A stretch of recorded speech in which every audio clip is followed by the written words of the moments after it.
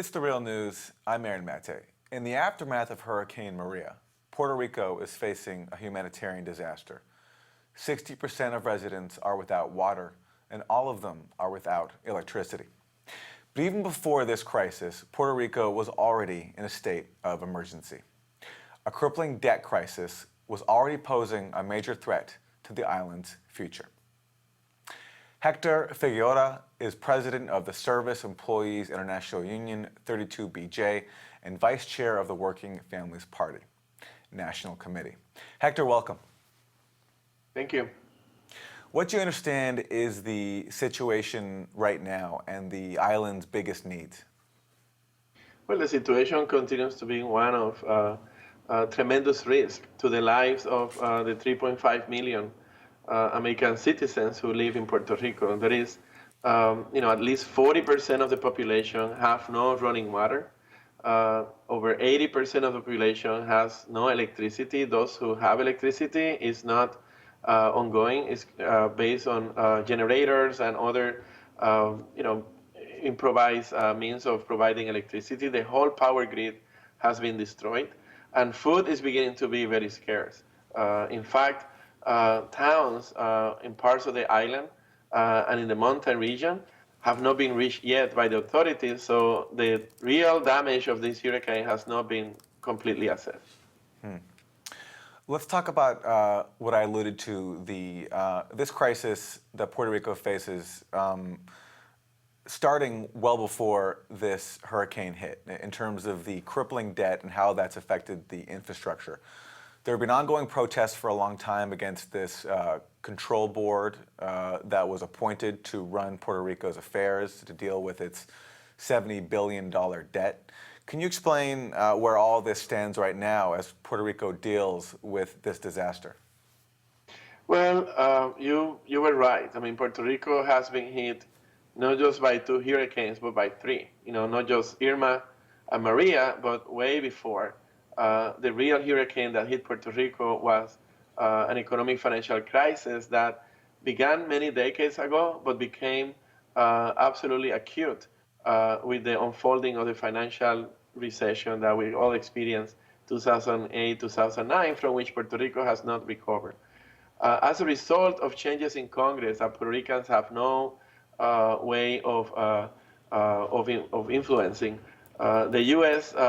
Changed the very way in which Puerto Rico was allowed to attract industrial investments. And the island began to suffer a drain of capital, a drain of jobs, and the government went into borrowing and borrowing and borrowing more to sustain the services for the population.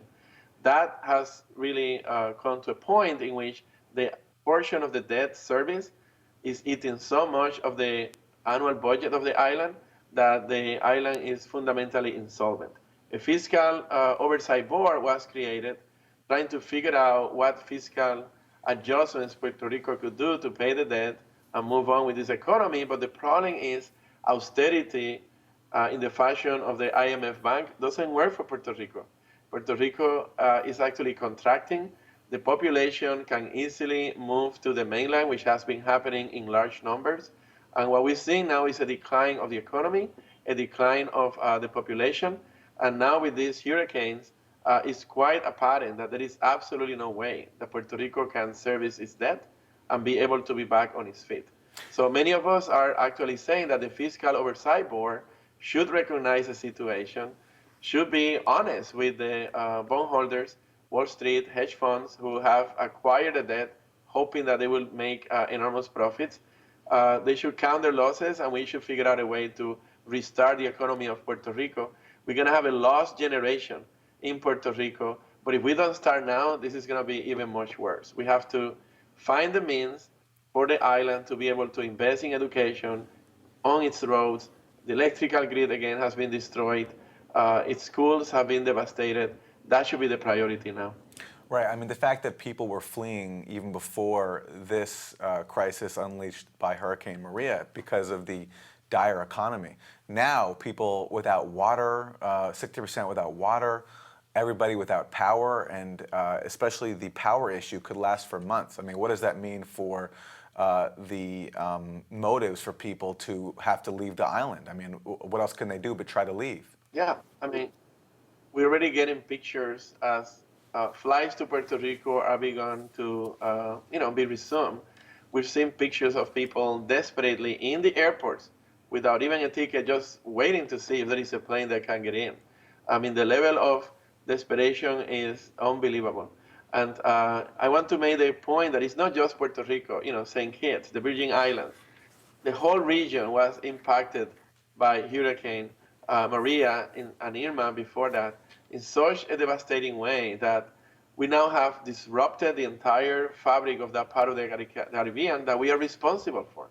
And Americans need to realize that these are part of the U.S., whether by choice or by the legacy of the Spanish American War. These are U.S. citizens, and they need our support. They need to get the full benefit of the FEMA aid and all the other means that the federal government has to assist the people. So we need to avoid this collapse in Puerto Rico and the Virgin Islands. It's incredibly dangerous. I mean, things are so bad. I myself have been in touch with my sister. I don't know of my 92 years old father, who lives in a remote town, near the mountains, which has been very difficult to establish communication with them. I don't know about half of my family, and like me, 3.8 million Puerto Ricans who live in the States are anxious and hoping to find some way of helping our brothers and sisters. Let's compare that to how President Trump has responded so far. He was silent on Puerto Rico for days, was spending his time attacking NFL football players, protesting police brutality and racism. Finally, he weighed in on Twitter yesterday, and this is what he said. He talked about much of the island was destroyed. And then he says, with billions of dollars owed to Wall Street and the banks, which he said sadly must be dealt with. His priority right now is that Puerto Rico, in the midst of this disaster, still apparently make its debt payments to the Wall Street banks that have preyed on it over these years because of this crisis. Your response to that, Hector? My response is that if he begins to look at the pictures, listen to the reports on the ground, it will become immediately apparent that that is not a sustainable position. Of course, the banks are holding on. The banks want to be paid.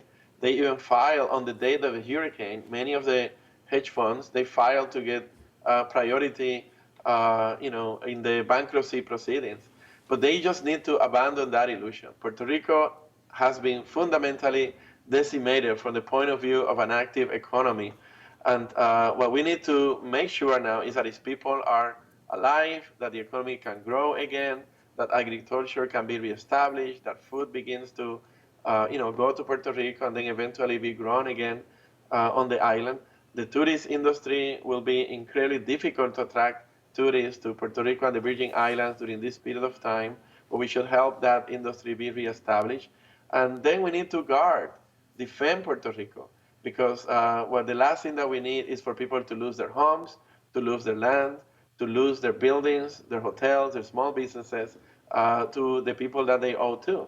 So we need relief from the debt that Puerto Ricans have, that now the asset that was backing that debt is being destroyed, and relief for the government from the debt that it had to incur when the economic model was capriciously changed in Congress. So I think the president is wrong in thinking that Wall Street is going to be able to get back its money. That's not going to happen. The way we need to deal with this is the way we dealt with AIG, the way we dealt with Lehman Brothers, the way we dealt with the big banks. Those banks were not forced to pay their debtors. We basically bailed them out. So Puerto Rico needs the same thing. We need a Marshall Plan from Puerto Rico the same way we did have a Marshall Plan for the European countries after World War II. We didn't ask them to pay the money they owed to Washington or London. We basically said, that money will be forgiven, and then Europeans, you can build your country, you can rebuild back again without that burden. Puerto Rico needs nothing less than that. Hector, I'm just thinking we should also perhaps bring the same level of criticism of economic management that we brought to Venezuela, where we read so much about how they've mishandled their economy through things like not having a faulty currency system.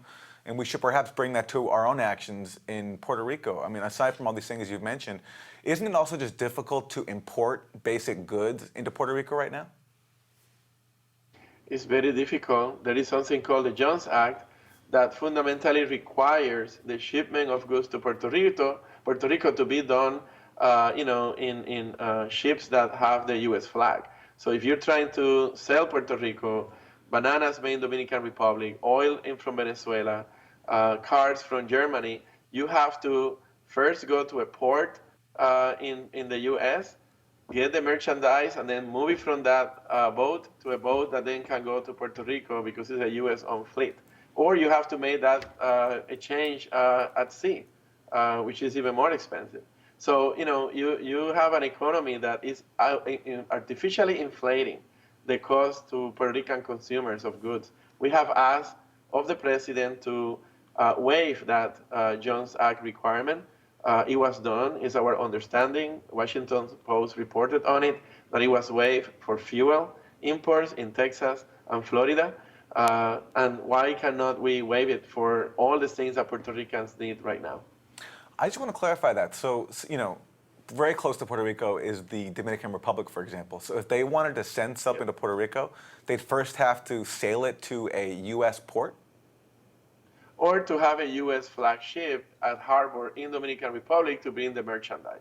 We cannot have, goods, commodities coming into Puerto Rico on a ship that has a foreign flag. That's what the Jones Act requires. Now, there may be some minor exceptions associated with tourism, delegations, things like that do happen, but the bulk of the commodities that go into Puerto Rico cannot be, imported unless it's a U.S., ship that has a U.S. flag.